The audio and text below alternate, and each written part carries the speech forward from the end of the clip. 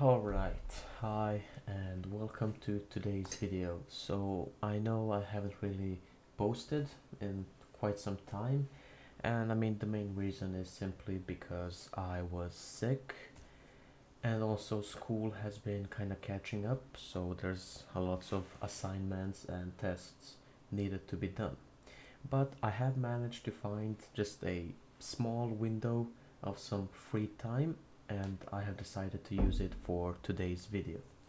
And today I will be working with creating the player class and also the board objects that you are actually supposed to hit. Alright, so the first thing I did is I deleted the next postings. There's right now no need for us to have that level of detail. Next thing I did was create the player class, and so what some of the things that it will contain is obviously the rectangle shape for the public variables, and also the velocity and the speed variables. This is just so that we have less code in our main.cpp file, right? It makes things look a bit cleaner. Private, we will have a window size, and for our constructors, one will have a reference of a rectangle shape, and the other constructor will just take in position, size, color, and the window size. So it'll be like the main constructor that can take everything. And there's also gonna be an update function that takes in delta time. So the constructors, creating them, there's not really anything special. We just set our variables. That's kind of what I'm doing here. Oh, you might hear some rain in the background. The weather has been very bad lately. Anyways, so here for our shape, we are setting the position and the size and also the color. I'm sorry, I hope you can really hear. My voice still kind of hurts from being sick, but I'll survive. Okay, so in our update function, we are gonna mainly just copy it from our main.cpp. So what we're copying is the movement, so we just have to change the variables a bit, and also the window bounds. We also have to make sure that we're actually doing the shape.move, and then we can also copy our window bounds part.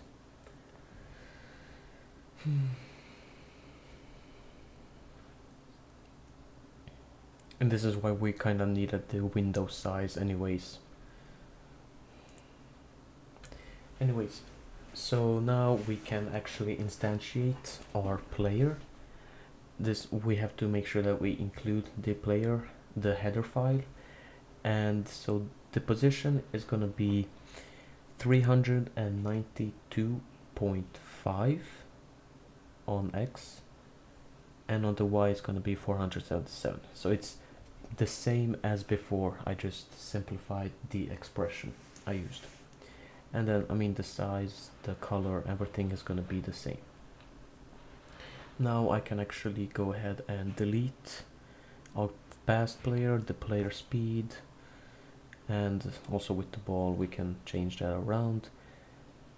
The player velocity, there's a lot of things that we can simply clear. I also want to do a ball class, but I think I can do that maybe some other video, maybe in the next one. And we also call the update function and pass in the delta time. Now we can see that everything pretty much works. Nothing has really changed, but the code is a bit cleaner.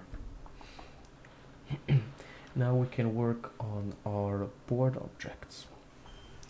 So first we have to include the vector class, because we're gonna have to use that to keep track of the current board objects in game, and it's gonna be a vector of simply rectangle shapes, nothing too special. Then we also have a 8x8 booled board. We can think of it as kind of like our drawing board, right? So if it's false, then we won't draw anything, and if it's true, well, then there's going to be a board there. So it's kind of like we can use it to draw custom shapes and so on of different levels. So yeah, an 8x8 grid is, I'm pretty sure that's enough for our small little game. We also need a temporary rectangle shape. Now we can draw, now we need to have a nested for loop. I'm sorry, I might sound a bit dumb, I haven't done this in a while, okay? Anyways, and if it's equal to true, then we can set our temporary shape, the size, we can set it. We can also set the position. Now position, it's a bit different. So for x is going to be 15 plus j times 100 plus 10. Now 15 is like our starting value, like how far it is from the window, and the 10 is going to be like how far away it is from the other objects. So that's some form of like offsets. And then we also set the fill color equal to green, and we add it to our board objects. And now we can simply draw it, right? We just have to loop through all of the board objects and simply draw it. And we can see that it works. I can change things, and you can see that it still works. Alright, so now we can work on random board colors. So we have to include the std_lib header file, and we need to get a new random seed every time we want to run the application. And then we just simply set the different RGB values to random by 255, and we can see that it works. Sorry. Alright, so now we can work with our collision with the ball itself. And how we will do this, every single frame we will loop through all of the board objects, and if board objects at index I intersects with the ball, we simply want to erase it, right? We want to remove that object from the board objects. And then we also gonna set our ball velocity to negative ball velocity. And I mean, it kind of works. It's a bit different, but it's my way, right? And now also one thing I have realized is that I can simply to change the ball velocity, to make it bounce, I can simply multiply it with -1.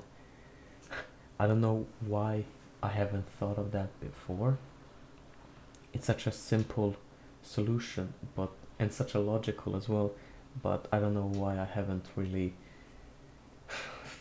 thought it was a smart idea or something, because we still want to keep the same velocity, but just the negative of it.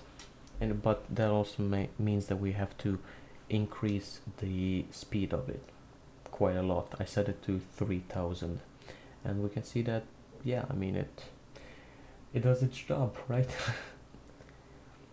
We can see that I am a professional speedrun gamer. And yeah, we can use our little drawing board to remove those from the site. Anyways, thank you so much for watching. I know I haven't posted in a while, like I said, it's just school and stuff.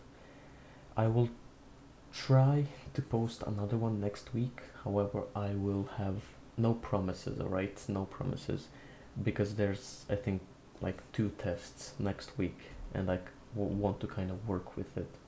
Anyways, thank you so much for watching, and I'll see you next time. Bye.